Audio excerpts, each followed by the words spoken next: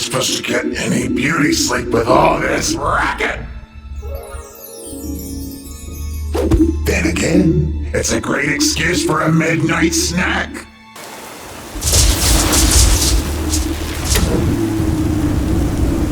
Oh yeah, baby. Give oranges tasty treats. Oh, come on! Why is the power going out? I'm starving over here. Hey, is someone there? It's too late at night for any weird pranks, so cut it out. Seriously, if you're some dumb teenager looking for a spook, I'm not in the mood. Huh?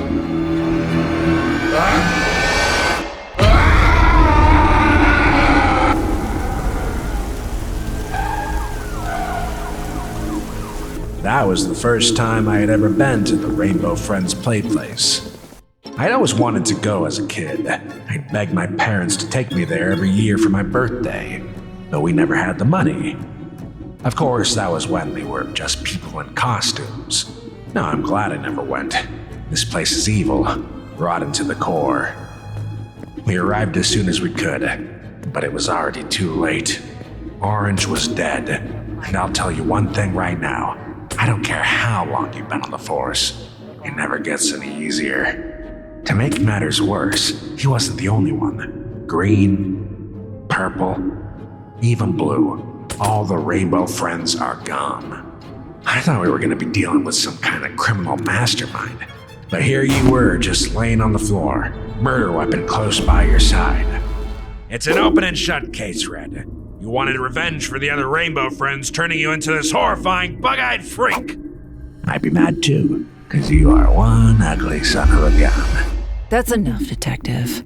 So why don't you just make this a heck of a lot simpler for me, you, and everyone else in the precinct, and just confess you killed the Rainbow Friends? No, I swear. I'm an innocent man.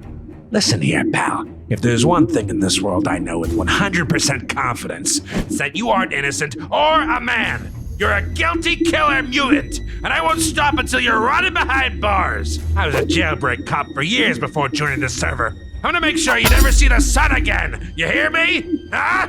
Detective, please. My point being, we got motive. We also got the weapon. And soon, we'll have the autopsy reports. That's all we need for a conviction, Red. And some. So, you better start talking, because your whole story isn't making a whole lot of sense. Fine. I'll tell you everything I know. The first thing I remember was a very loud scream.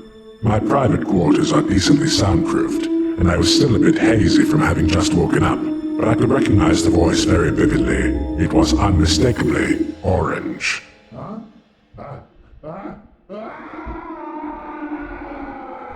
I ran as fast as I could to the security monitors, which can run on backup battery power.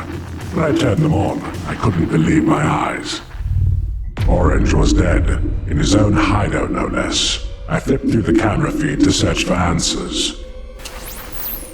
It was dark and hard to see, but somebody, or something, that looked exactly like me was running through the halls. They were holding a knife in their hand. So you're saying someone impersonating you killed the Rainbow Friends? It would appear so.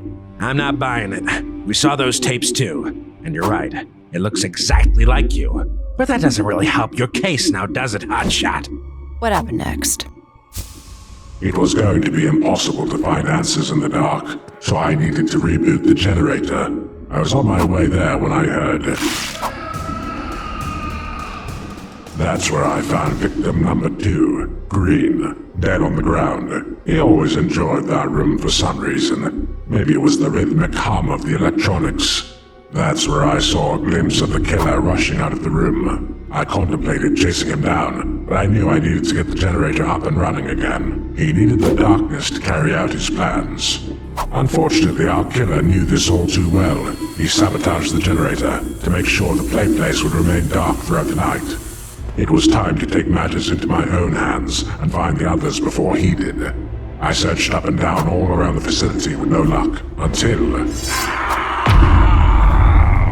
I ran the direction of the scream all the way to Hemlock Woods, and sure enough, right on the bridge, I see him.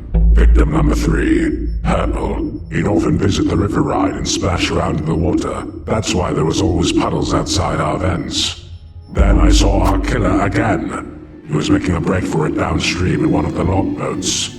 I wasn't going to let him get away this time. I hopped in another boat and gave chase. I paddled and paddled as fast as I could, but he always remained just out of my sight, in the shadows. I followed him to the end of the line. He should have been cornered, totally trapped, but he was nowhere to be found. It's like he vanished into thin air. In fact, the only thing I did find was Blue's body floating in the water. That was it. No killer apprehended, no more Rainbow friends to save. Having exhausted all leads, I went back to my office and called you all. Told you there had been an accident and to come quick. That's the last thing I remember until... Next thing I knew, you all were putting me in handcuffs. And that's the whole story. Wow, you really got a lot of nerve coming up with a wackadoodle story like that. What do you take me for? Some kind of moron? There are only 5 Rainbow friends, and 4 of them are dead. It doesn't take a rocket surgeon to figure out who's responsible here. Excuse me, detective? Ah, come on, he was just about to crack. But we just got the autopsy reports back. Turns out, those bodies we found weren't bodies at all. They were just really lifelike suits. What? That can't possibly be correct. Run the test again. Go! Yes, sir. Wait, remember what you said earlier? Of course, that was when they were just people in costumes. Play Place used to use realistic Rainbow Friend suits. So no one actually died? Of course they did! You're just some sicko that replaced the bodies. We still found you next to the murder weapon. No, just think about it. We followed wet footprints into Red's office. But Red never got wet. He never went in the water. The only person who did was... Blue! Oh my god. I know what happened. Blue must have discovered the old suits somewhere, including one for Red, and came up with a scheme to frame him. He'd always wanted revenge for you turning him into a monster, so he waited for a night where your power would inevitably shut off to put on the Red costume, proceeded to capture each one of the Rainbow friends one by one, replacing them with fakes. It was a perfect crime. All the security camera footage would point to Red since the darkness hid his face, and he even made sure to keep you alive the whole time and leave the knife next to your unconscious body. Yep, clearly Blue is the man responsible here. Thanks for all your help, officer. Without you, I never would have solved this thing. So you're going to arrest him? For what? Not killing anyone? We saved that for actual killers.